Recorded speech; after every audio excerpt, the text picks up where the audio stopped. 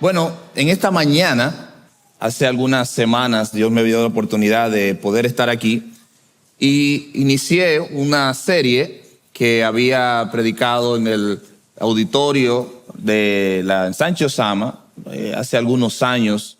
Solamente pude hacer uno de esa serie y decidí entonces retomar la serie sobre el mensaje de nuestro Señor Jesucristo a las iglesias de Apocalipsis, o las cartas a las iglesias que están en Apocalipsis.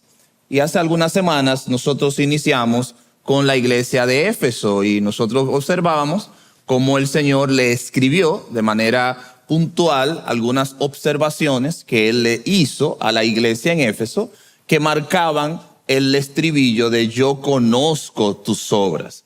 Y eso se extiende a las demás iglesias que a medida que tengamos la oportunidad la vamos a ir viendo.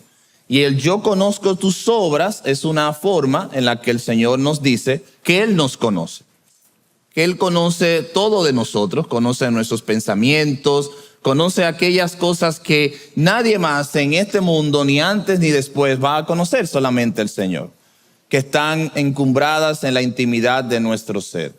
Y es muy fácil porque el Señor nos creó, Él nos conoce al dedillo, nos conoce desde la planta de nuestro pie hasta nuestra cabeza, nos conoce bien.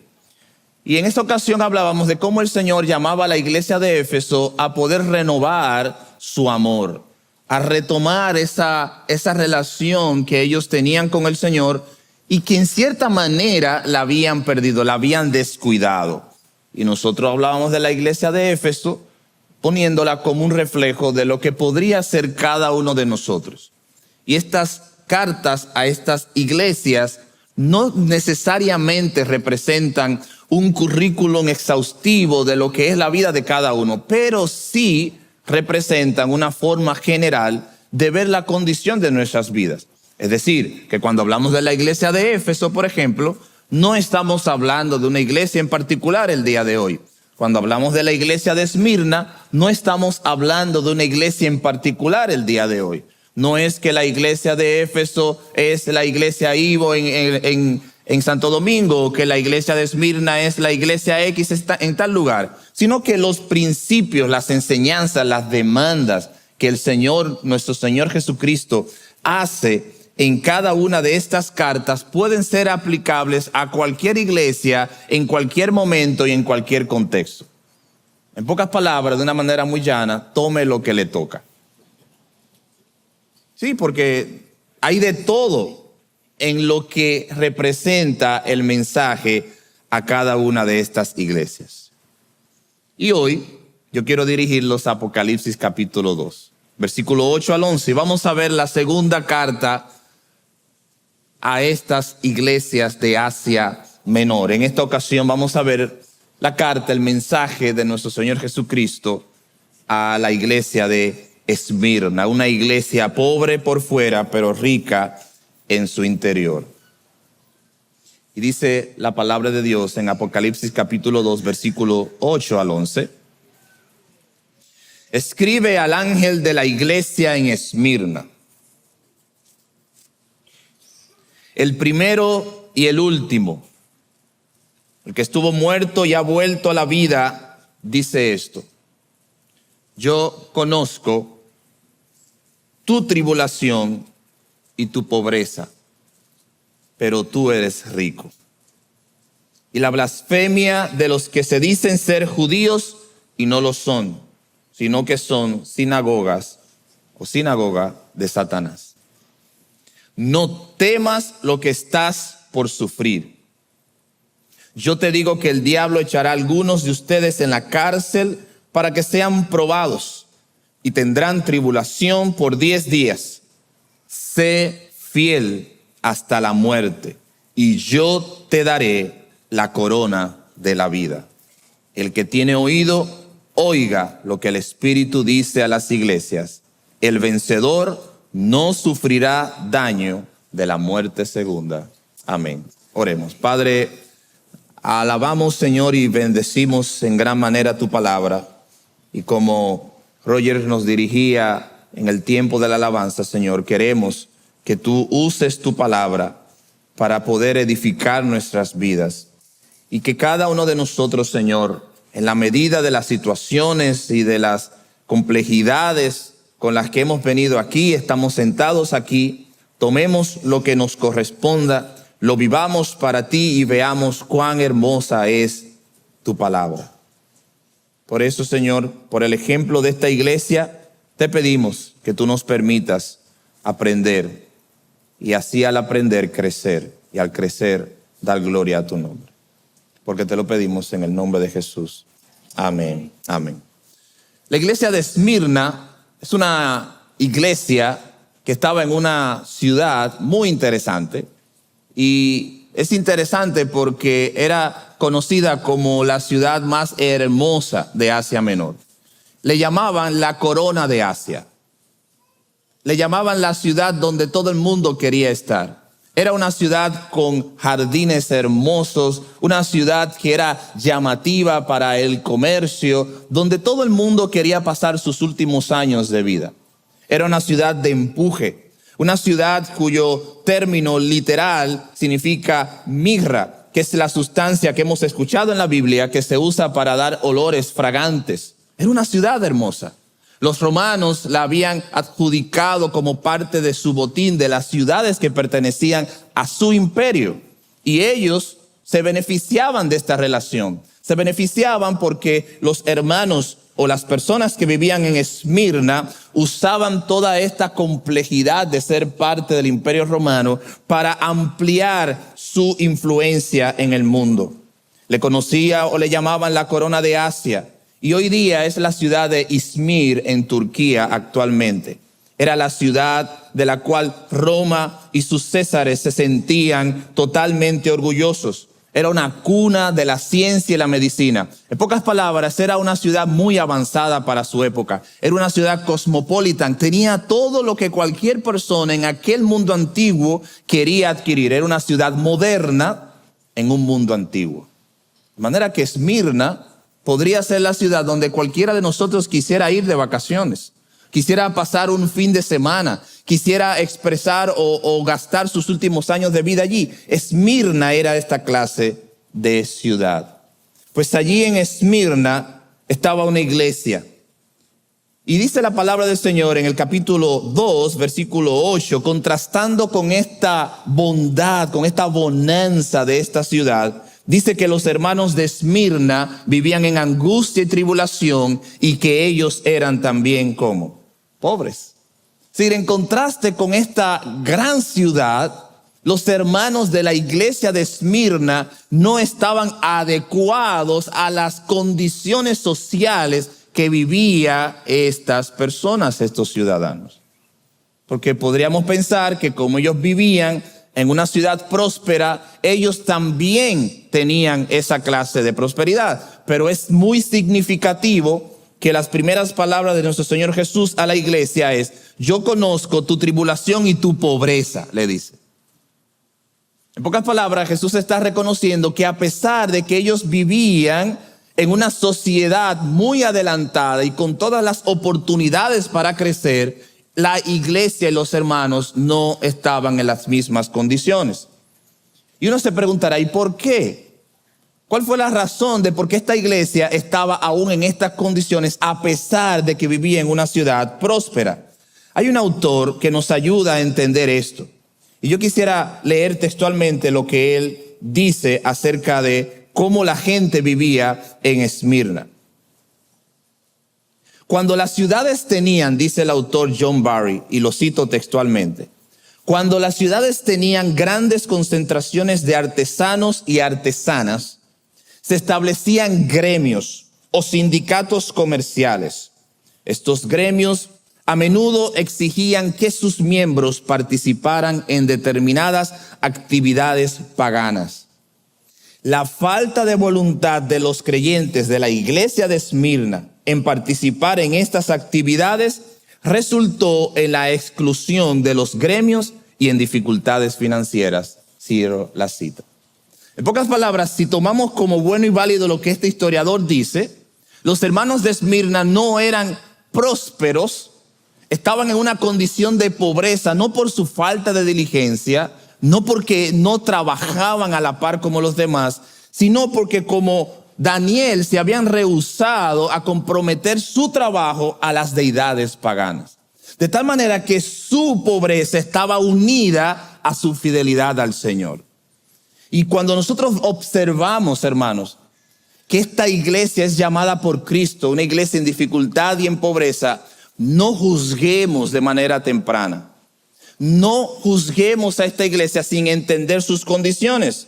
Si esto es cierto, de lo cual podríamos asirnos ahora, estos creyentes, para poder estar económicamente a la par con sus semejantes y sus pares, tenían literalmente que participar en actividades ilícitas y no reconocidas por el Señor. De manera que cuando Jesús dice, yo conozco tus dificultades y tu pobreza, ya entendemos probablemente la razón. Y el texto mismo nos ayuda también a entender más, porque luego de decir que eran pobres, dice el texto que él sabía que ellos eran ricos. Como una nota editorial entre paréntesis. Yo sé sus dificultades, yo sé que son pobres, pero yo sé que son ricos. Y entendiendo esto, entonces podemos observar cuál fue el llamado, cuál fue el propósito, cuál fue la razón por la que los hermanos de Esmirna recibieron esta carta. ¿Por qué Jesús estaba interesado en hablarles de ellos? Estos hermanos habían conocido el evangelio de salvación, habían creído en Jesús y ahora toda su atención, toda su vida, todo su esfuerzo, todo su trabajo estaba concentrado en darle gloria y honra al quien todo lo merece, que es Cristo. Cristo fue su mayor tesoro, su mayor valor en el mundo. Fue la perla de gran precio para ella. Tenerlo a Él era tenerlo todo. Cuando la verdad para ellos ejemplificó y significó poner en duda su lugar en Cristo, ellos prefirieron elegir al Señor que elegir las deidades a las cuales adoraban sus ciudadanos. Entonces, no eran pobres porque no trabajaban, eran pobres porque habían decidido honrar al Señor. Y vamos a caminar por un camino difícil, porque vamos a hablar de un tema que con frecuencia la gente lo toma como una forma de señalar la ausencia de nuestro Dios para nosotros. Y es el tema del sufrimiento. Cuando vamos aquí al capítulo 2 del libro de Apocalipsis, quiero que fijen sus ojos otra vez allí, nos vamos a dar cuenta que el mensaje de Cristo a la iglesia de Esmirna, a diferencia de la iglesia de Éfeso, era uno en particular. Y era para que ellos se prepararan porque iba a venir un tiempo muy difícil de sufrimiento y calamidad. Iba a venir a esta iglesia en particular, a esta región en particular, un tiempo en el cual sus vidas iban a estar en peligro, en la que sus familias se iban a encontrar en dificultades, en las que ellos mismos como iglesia se tenían que poner fuertes y resistentes porque las dificultades iban a arreciar. Era como un llamado de alerta, era como un aviso de tormenta, era como un aviso de que se prepararan porque las cosas se iban a poner difíciles. Son esas cartas, esos mensajes, esas conversaciones que nos complican y nos atormentan en ciertas formas. Pero ¿qué estaban viviendo estas personas? ¿Cuál era la situación que ellos iban a enfrentar? ¿Qué era lo difícil? ¿Qué era lo complicado que ellos iban a enfrentar? Déjenme tomar unos minutos para explicar eso. Y para eso tenemos que recurrir a la historia romana y citar a un personaje ampliamente conocido como Nerón. Y necesito unos minutos para explicar eso. Porque este llamado del Señor Jesucristo a esta iglesia está intrínsecamente relacionado al evento persecutorio de Nerón contra los cristianos de los años 64 en adelante. Y quiero citar y hablar un poco de este personaje. Nerón fue un emperador romano desde el año 54 al 68. Si usted busca ese periodo, fue el periodo en el cual Pablo, Pedro escribieron sus cartas, el apóstol Juan estaba en la isla de Patmos. Fue el momento más intrigante de la historia del cristianismo inicial. Y todo esto fue dirigido por este señor. Él fue el último de los Julio Claudios en gobernar el imperio romano. Su reinado duró 14 años. y representó la etapa más decadente sobre toda la historia romana. No empezó mal, empezó bien, pero fue constantemente cayendo en la idea de que él merecía más honra de la que realmente él merecía. Era autoindulgente, cruel y violento, así como que hacía exhibiciones de índole sexuales. Era una persona totalmente fuera de sí. Sus lujosas fiestas combinadas con el incendio de Roma tan famoso llevaron a esta sociedad al caos económico, una cosa que había sido el distintivo de la ciudadanía romana. De acuerdo al historiador Suetonio, en su vida de los 12 Césares, al escuchar de la muerte del emperador Nerón por suicidio, los ciudadanos romanos corrieron por las calles con gorros de libertades como si fueran esclavos liberados. Habían entendido que se habían liberado del peor de los Césares que habían tenido en toda su historia. Este hombre era el César en el momento en que Cristo escribe la carta a la iglesia en Esmirna. De tal forma que cuando Cristo les advierte a ellos, les está advirtiendo de lo peligroso que se iba a convertir en la ciudad de Esmirna ser un creyente en Cristo. Recuerden, una sociedad adelantada, una sociedad con todos los lujos, una sociedad que estaba por encima del resto, y en este lugar se iba a iniciar la persecución más atroz que la vida o la historia de la iglesia ha visto nunca, jamás. Pero no obstante eso, ¿qué sucedió? Nerón, como todos sabemos en la historia, incendia Roma. Y uno de sus deleites, una de las teorías era que él quería hacer otra ciudad adecuada a él. Una ciudad que le rindiera honor a él, con estatuas, con jardines hermosos. Nerón, cuando el incendio fue atacado en Roma, no estaba en Roma. Él corrió vacilante hacia la ciudad y allí comenzó a ayudar a la gente como para dar a entender que él estaba con un ánimo de ayuda hacia las personas. Sin embargo, poco tiempo después, todo el mundo supo que él había sido la persona que había incendiado Roma. En medio de esta hostilidad, él busca la forma de señalar a los culpables. Y hay un libro que el pastor cita mucho aquí, que es al autor y al historiador Tácito en su obra Anales. Y miren lo que él dice sobre lo que ellos decían, específicamente los que estaban en poder, sobre los cristianos. Y cito textualmente. Dice: mas ni con los remedios humanos, ni con las guerras o fuerzas de los príncipes, o con los cultos expiatorios, perdía fuerza la creencia infamante de que el incendio había sido ordenado. Eso pensaban las personas. En consecuencia, para acabar con los rumores, Nerón presentó como culpables y sometió a los más rebuscados tormentos a los que el vulgo llamaba cristianos. Aborrecidos por sus ignominias, aquel de quien tomaba nombre, Cristo, había sido ejecutado en el reinado de Tiberio por el procurador Poncio Pilato. La exuberante superstición momentáneamente reprimida irrumpía de nuevo no solo por Judea, origen del mal, sino también por la ciudad, lugar en el que de todas partes confluyen y donde se celebran toda clase de atrocidades y vergüenzas. Sigue Tácito diciendo: el caso fue que se empezó por detener a los que confesaban abiertamente su fe, los aprisionaban.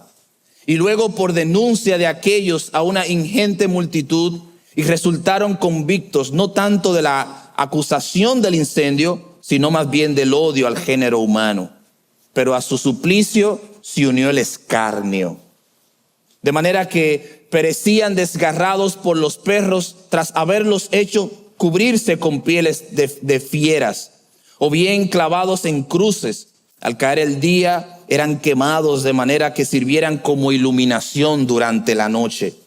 Nerón había ofrecido sus jardines para tal espectáculo y daba fiestas circenses mezclado con la plebe, con atuendo de auriga o subido en el carro. Por ello, aunque fueron culpables y merecían los máximos castigos, provocaban compasión. Hablando de los cristianos. ante la idea de que perecían, no por el bien público, sino para satisfacer la crueldad de un solo hombre. Cierro la cita. De manera que cuando Jesús le dice a ellos, van a experimentar 10 días de intenso dolor y persecución, que dicho sea de paso, no está claro si los 10 días son literales o son un espacio de tiempo. Cualquiera que sea la razón de esta descripción del tiempo, lo que acabo de leer por un historiador no cristiano es la descripción de lo que Cristo les advirtió que ellos iban a experimentar.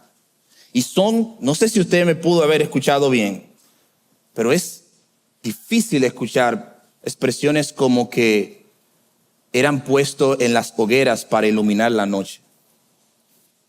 Los vestían de pieles para presentarlos como espectáculo. El mismo Nerón puso a disposición sus jardines para que allí se ofrecieran fiestas donde mataban a los cristianos simplemente por decir que era seguidor de Cristo. Tal forma que cuando Jesús advierte a esta iglesia, les está advirtiendo de esta realidad, de esta persecución y de otras más que sucedieron en los próximos tiempos, porque la iglesia simplemente defendía su fe en Jesucristo. Cuando el Señor, y volvamos a Apocalipsis capítulo 2, le dice a esta iglesia, yo conozco tu tribulación, yo conozco tu pobreza, y la blasfemia de los que se dicen ser judíos y no lo son, sino que son sinagoga de Satanás, Él le dice, no temas lo que estáis por sufrir. De tal forma que viendo esta realidad, lo primero que Cristo le dice en medio de esta atrocidad que estaban viviendo, no temas lo que vas a sufrir. Y cuando escribí el sermón me preguntaba, ¿cómo podemos aplicar esto a nosotros? Por eso decía al principio, demos gracias al Señor por esto. Por esta razón. Porque ¿cómo aplicamos algo tan extremo, con un dolor tan extremo, a las realidades de nuestras vidas? ¿Cómo podemos nosotros identificarnos con estos hermanos de esta iglesia que estaban atravesando el momento más difícil que historia alguna haya escrito? Según Clemente de Roma, bajo la persecución de Nerón, en estas mismas circunstancias, murieron decapitados Pablo y Pedro murió bajo una cruz puesta al revés.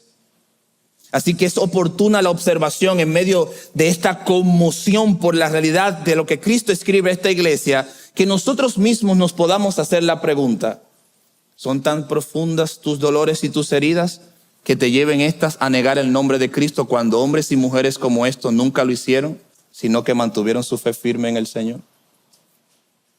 ¿Cuáles son las atrocidades? ¿Cuáles son las dificultades? ¿Cuáles son los sufrimientos que estamos atravesando nosotros que muchas veces en lugar de fortalecer nuestra fe, lo que hacen es llevarnos a negar el nombre de Cristo?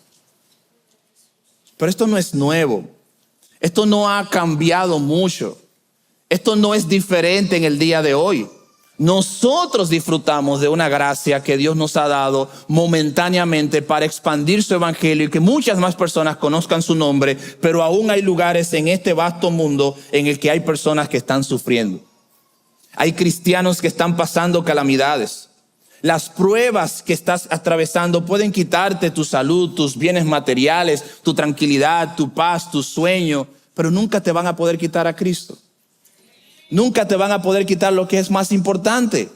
Por eso este martirio, esta sangre derramada, no puede ser en vano para nosotros. Era una iglesia pobre en una ciudad rica. Era una iglesia que sufría en medio de una nación que estaba totalmente en su mejor momento. Pero esa es la imagen de los cristianos, que mientras otros celebran, nosotros por causa del evangelio sufrimos para Cristo. El martirio a los cristianos sigue siendo un problema el día de hoy. Y quiero darles algunas informaciones que creo que deben saber. Y esto es actualizado. 345 cristianos son asesinados por razones de la fe cada mes. 105 iglesias, edificios cristianos son quemados o atacados. 219 cristianos son detenidos sin juicio, arrestados, sentenciados y encarcelados. Hoy, 1 de cada 8 cristianos es perseguido en el mundo. esta realidad que nosotros vivimos es por la gracia del Señor. Pero desde aquí, Señor, gracias y ayúdame a ver esto y decir, voy a orar, voy a interceder, voy a clamar a ti, porque hay otros hermanos en Cristo que no están pasando lo mismo que yo. La iglesia de Esmirna es un ejemplo que el sufrimiento que la iglesia enfrenta o que cada uno de nosotros enfrentamos es tan real y marcado que no podemos dejar de entender la gracia de Cristo en medio de esa circunstancia. Porque cada quien sufre y pasa su penalidad. Por eso cuando usted diga, y el pastor lo dice mucho aquí, cuando usted diga, nadie me entiende en mi circunstancia, tenga cuidado. Tenga cuidado porque ciertamente la palabra de Dios nos invita a que consideremos unos a otros al amor y a las buenas obras y que podamos entender que el dolor de mi hermano se constituye en mi dolor porque somos un cuerpo en Cristo. No solamente celebremos las fiestas, también lloremos en los sufrimientos. El martirio a los cristianos sigue siendo un problema que está en todo el mundo. Incluye el riesgo de encarcelamiento, familias divididas, hombres y mujeres que mueren a diario por su fe. ¿Cómo considerarías tú tu vida cristiana en frente a personas que mueren cada día por Cristo? Muchos de los ricos de este mundo, dice Matthew Henry, son pobres en cuanto al venidero. Y algunos que son pobres por fuera son ricos por dentro, ricos en fe, en buenas obras, ricos en privilegios, ricos en dones, ricos en esperanza. Donde hay abundancia espiritual, la pobreza externa puede esperar. Cuando el pueblo de Dios es empobrecido en cuanto a esta vida por amor de Cristo y la buena conciencia, Él nos recompensará con toda su riqueza en la eternidad. Eso dice Matthew Henry. El tema del sufrimiento es difícil. Una persona se te acerca, te dice, quiero hablarte de algo, me está pasando algo. Estoy pasando un momento de salud difícil, estoy pasando una situación complicada en mi familia, hay un familiar, un amigo, un vecino, un hermano, o en mi misma vida estoy pasando dificultades. Podríamos decir y alejarnos, decir, esto no se compara con esto que estas personas estaban atravesando. Pero estos hermanos de Esmirna nos dan una lección que debemos nosotros abrazar por toda nuestra eternidad. Y es que a pesar de que las dificultades se acrezcan y se compliquen en nuestra existencia, fíjense lo que el Señor les dice, no teman. No teman. Y déjenme decirles, siendo honestos, esto parece un poco ilógico. No tenemos que temer cuando nos está pasando algo malo. Cuando hay dificultades en nuestra vida, ¿qué es lo primero que viene a nuestra mente? El temor. Nos inquietamos, nos preocupamos. Y resulta una respuesta hasta natural. Y quiero abrir un paréntesis aquí. El Señor no nos está diciendo que te alegres, que en cierta manera, de una forma hasta mental, diga, bueno, esto no es nada. No, ese no es el principio bíblico. Eso es doctrina motivacional de hombres y mujeres que andan por ahí. El sufrimiento es real. Cuando Jesús oró, dice que sus lágrimas, ¿cómo eran? Su sudor era como grandes gotas de sangre. O sea, era un dolor real. Personas que no reconocen la divinidad de Cristo entienden que esto no fue real. No, fue real. Le dolió la corona de espinas, los latigazos le dolieron, le dolió el estar presente y pensar como un Dios que iba a ser castigado por todos los pecados de nosotros. Le dolió. Pero aún así lo hizo. Porque no temió. Porque su padre le prometió que lo resucitaría al tercer día. No es que no nos duela, es que no olvidemos que el dolor abre las puertas hacia la gracia del Señor. No es que no nos duela, nos duele. Duele para cada uno de estos cristianos que es perseguido en el mundo. 345 cristianos son asesinados por razón de su fe en Cristo cada mes. Familias separadas. Y todo esto por el nombre de nuestro Señor Jesús. No temas. no temas lo que estás por sufrir. Vamos a buscar algunos textos para apoyar esto. Yo quiero que vayan conmigo. Primero, Primera de Pedro capítulo 1, versículos 7 al 12. Hablando de esta actitud de no temer, sino de mantenernos firmes en las cosas del Señor, aun a pesar del sufrimiento. Dice el apóstol Pedro, recuerden, Pedro escribiendo en el mismo contexto de persecución que le acabo de describir. Él dice, para que la prueba de la fe de ustedes, más preciosa que el oro que perece, aunque probado por fuego, sea hallada, que resulte en alabanza, gloria y honor en la revelación de Jesucristo, a quien sin haber visto ustedes lo aman, a quien ahora no ven, pero creen en Él y se regocijan grandemente con gozo inefable y lleno de gloria, obteniendo como resultado de su fe la salvación de sus almas. Amén. Dios bendiga su palabra. Fíjense a Pedro.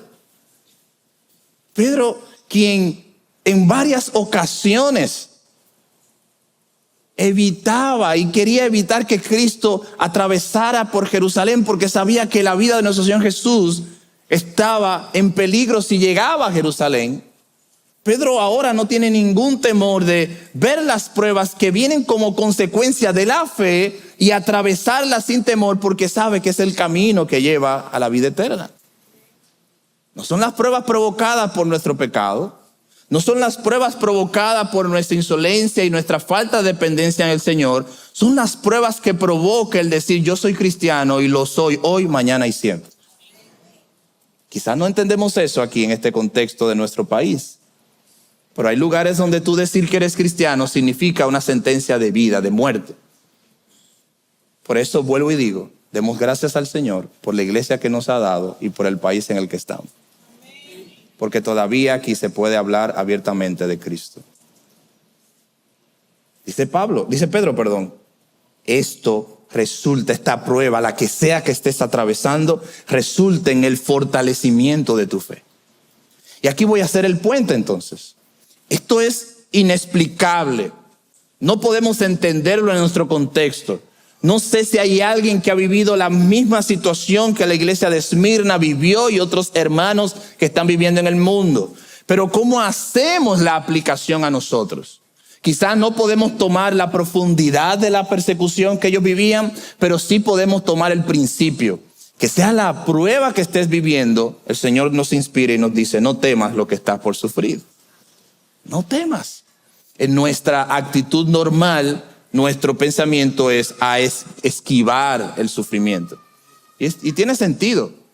A nadie le gusta sufrir por... Aquí estoy yo inmolándome. No. Pero si ese es un sufrimiento que redunda en el beneficio de nuestro crecimiento, bienvenido sea. Porque ¿qué le dijo el Señor a la iglesia? Volvemos al texto. No temas lo que estás por sufrir. Pero ¿cuál era la razón? ¿Cuál era la razón de invitar a Cristo a la iglesia a no temer? Porque dice el texto que la razón era que este sufrimiento serviría para probar a la iglesia. Las fiestas, los matrimonios, los eventos festivos no prueban nuestra fe, el sufrimiento sí lo hace. Porque como dice Eclesiastés, el amigo te visita en el momento de la fiesta, pero en el momento del luto, en el momento de la situación adversa, ¿dónde están los amigos? ¿Dónde están las personas cercanas? Es allí que se prueba la fidelidad de quienes están a nuestro lado, en el hospital, en el cementerio, en los momentos difíciles, en los momentos en los cuales necesitamos la ayuda de alguien. Es allí donde se prueba la fidelidad y el amor de alguien que te quiere. Cristo nos ama y siempre está con nosotros en el sufrimiento y en la prueba. Por eso el mensaje a la iglesia de Esmirna y el mensaje a nuestra iglesia esta mañana es: no temas lo que estás por sufrir. ¿Cómo va a ser? Sí, porque si estás en tu propio mundo sufriendo algo, este mensaje es para ti. Pero si estás diciendo, bueno, yo estoy haciendo una revisión rápida de mi vida y no estoy sufriendo, bueno, te prometo que ese tiempo va a llegar. Y cuando llegue ese momento, entonces este mensaje debes escribirlo con tus frontales en las puertas de tu casa y recordar que cuando llegue el momento no temas lo que estás por sufrir. No lo temas, porque si estás en Cristo, todas las cosas son con un propósito. Pero eso no solo dice Pedro. Vamos también a Filipenses capítulo 1, versículo 29 al 30. En toda la escritura hay como una exhortación o preparación para que nosotros entendamos que esto de las pruebas es algo que sí o sí va a venir. Y es como que no indagues, no preguntes, es que va a venir. Si vives en este mundo y aún así le asumas que eres cristiano, ten por seguro que las pruebas del sufrimiento van a venir. Algunas anuncian, otras no anuncian. Algunas llegan de manera repentina, otras las vemos venir poco a poco en la distancia. Pero hermanos y hermanas, todos nosotros vamos a experimentar algún tipo de tribulación y angustia. La única manera de no experimentar tribulación y angustia es no estar con vida. Y todos estamos vivos, entonces elija usted su decisión. Filipenses 1:29 dice, porque a vosotros os es concedido a causa de Cristo, a quien, a la iglesia le dice, no solo que creáis en Él, todos los que han creído en Cristo aquí. Y siempre que uno dice, han creído en Cristo, dicen amén. Y a esta parte nadie habla, sino también que padezcáis por Él. Sí, porque yo lo dije, claro. Mano, usted cree en Cristo, en victoria, amén. Pues dice Filipenses que también sufra por Él, no lo recibo. Entonces ahí como que no. Teniendo el mismo conflicto que habéis visto en mí y ahora oís que hay en mí. Dice Filipenses 1:29, 2 Timoteo 3:12. Lo voy a estar leyendo, si quieres solamente lo marca. Y en verdad, dice 2 Timoteo 3:12, todos los que quieren vivir piadosamente en Cristo Jesús, y es aquí donde preguntamos, ¿quiénes quieren vivir piadosamente en Cristo Jesús? Ok. Serán perseguidos. Ok. 1 Tesalonicenses 3:3. A fin de que nadie se inquiete por causa de estas aflicciones, porque ustedes mismos saben que para esto hemos sido destinados.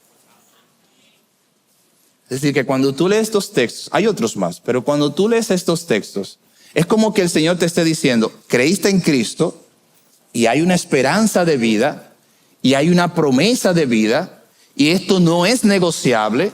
Vive, cree que el Señor vendrá a buscarte para vivir en la eternidad, pero igual con eso, en este mundo caído, habrá sufrimiento para el hijo o la hija de Dios.